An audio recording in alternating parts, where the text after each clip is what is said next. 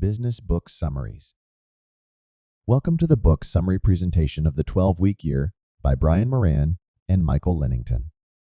This book shows you how to achieve more in 12 weeks than most people do in 12 months. Many of us are used to setting our goals and evaluating our progress over a 12-month period, from January to December. The problem with this is that 12 months can seem like a long time, leading to procrastination. In reality, shorter planning cycles are more effective. Think about it like this. In sports, athletes often intensely train on one specific skill for 4 to 6 weeks before moving on to the next one. In many industries, results tend to spike in the last quarter of the year because people push hard to meet their annual targets. What if you could maintain that same level of focus, urgency, and energy all year round? The answer is to change your perspective from a 12-month year to a 12-week year. A 12-week time frame is more predictable and manageable than a whole year. It's short enough to maintain focused attention, yet long enough to achieve meaningful results. When you start thinking in 12-week cycles, you'll feel a greater sense of urgency and focus, and you'll use each day and hour more purposefully. Before we delve further, remember that we regularly share new content. Don't forget to subscribe to our channel Business Book Summaries and hit the notification bell for the latest updates. The 12-week year program combines various proven techniques and approaches into a holistic system. This system can change the way you think and act, ultimately improving your results by at least 4 times. In this summary, we'll explain the principles and disciplines behind the 12-week year, followed by the process for implementing it. Let's explore part 2, where we learn how to put the 12-week year into action. Achieving extraordinary results isn't complicated, but it's not always easy. To reach new heights, you must be ready to step out of your comfort zone and take consistent actions that lead to breakthroughs. However, humans tend to resist change and uncertainty. We often focus on short-term challenges rather than long-term rewards. The first crucial step is to create a compelling vision. This vision should be so motivating that it drives you to take action, even when it's uncomfortable. Whenever we encounter a change or new challenge, we go through an emotional journey. At the beginning, we usually feel excited and optimistic. But as we face difficulties, we start to question whether the effort is worth the potential benefits. This is when many people give up. A compelling vision becomes especially important during this challenging period, as it keeps you motivated to persist. If you keep going, you'll develop new skills and habits that lead to results and eventually reach new heights. With each cycle you complete, your confidence and ability to achieve future success will increase. In short, the size of your actions will never surpass the scope of your personal vision. However, if your vision seems too grand or impossible, you might not even attempt to achieve it. To strengthen your belief in your vision, start by asking, "What if?" This intensifies your desire. Once you start believing your vision is possible, keep asking, "How might I?" To explore solutions. As you take action and implement these options, success will shift from possible to probable and then certain. To craft a compelling vision. 1. Begin by defining your aspirational vision for the next 5, 10, and 15 years. Envision what you want in 7 key areas of your life, including family, spouse, spirituality, community, physical health, personal growth, and business. For instance, consider your desired income, time freedom, and what you want for your family and personal growth. 2. Zoom in on your 3-year vision, outlining in detail what an ideal personal and professional life looks like for you. Reflect deeply on what truly matters to you, and don't limit yourself based on what you think you should want or can achieve. 3. Share your vision with others to increase your commitment and hold yourself accountable. 4. Keep your vision top of mind by printing it out and reviewing it regularly. If you're implementing this as a team, have your team members create their aspirational and 3-year visions. Then, sit down one-on-one with them to discuss their visions and goals before sharing them with the entire team. Now, let's continue with the next steps in implementing the 12-week year in a more understandable way. Defining a team vision, it's not just about your personal vision. You must also create a shared vision for your team or group. This vision clarifies where you all are heading together. Creating your 12-week plan, planning is like mapping out your thoughts on paper. By dedicating time to think through potential challenges, gaps, and options, you can get ready for both expected and unexpected obstacles. This planning can save you time and effort later. A proper plan should outline what needs to be done and how to do it.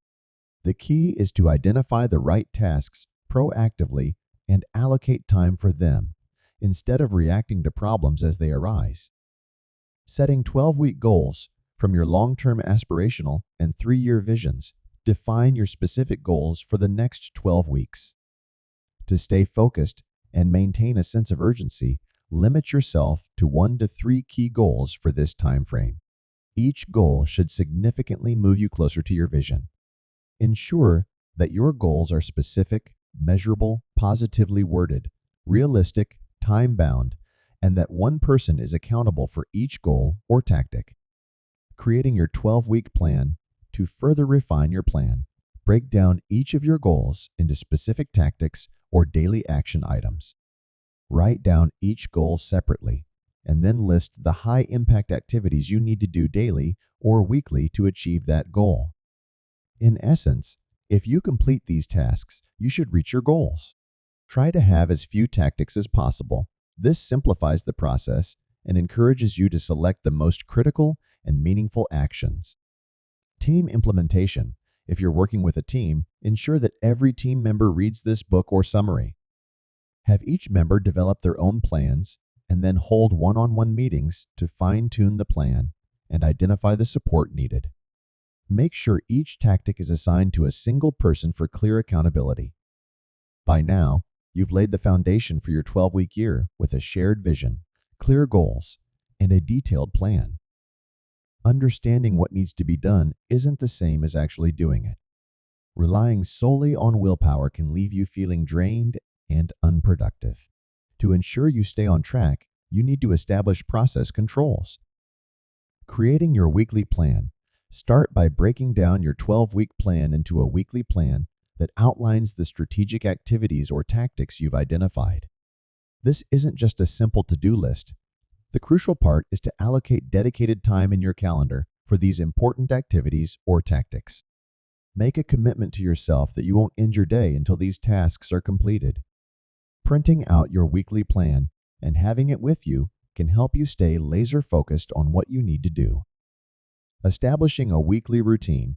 Develop a weekly routine that consists of 3 components: scoring, planning, and weekly accountability meetings, or WAMs. Dedicate 15 minutes before each week to score and plan your upcoming tasks. Identify the people you want in your WAMs and arrange these meetings accordingly. In an organizational context, WAMs can be kept relatively short, typically lasting 15 to 30 minutes. During these meetings, each member provides a brief update on their progress, their execution score for the week, and their focus for the upcoming week. The team can share feedback, discuss what's going well, areas for improvement, and provide mutual encouragement to drive effective action and implementation. Accountability and peer support. Hold yourself accountable to someone and tap into peer support. Spend a few minutes daily reviewing how you can better align your daily actions with your vision, and conduct a weekly review to make adjustments for better results. Avoid falling into a routine of mundane tasks. Strive for continual improvement, measuring progress. Even with the right process controls in place, you won't know how well or poorly you're doing unless you keep score. Use measurements as a form of feedback to understand your progress and identify what you need to improve to reach your goals. Define and measure both lead indicators, activities that lead to results, and lag indicators, the end results. Use a weekly scorecard to track the percentage of tactics completed in the previous week. Focus on scoring your lead indicators since you have direct control over them. Team approach to measurements. In a team setting, use measurements as a tool to help people identify obstacles and solutions to achieve their goals.